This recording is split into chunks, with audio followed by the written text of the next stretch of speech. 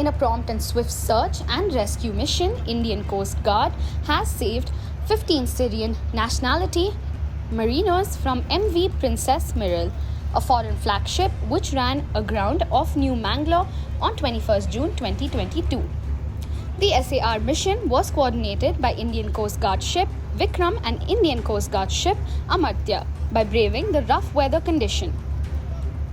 The crew of the grounded vessel has abandoned the ship due to breach in hull and ingress of water in holes. The vessel was bound for Lebanon from Malaysia.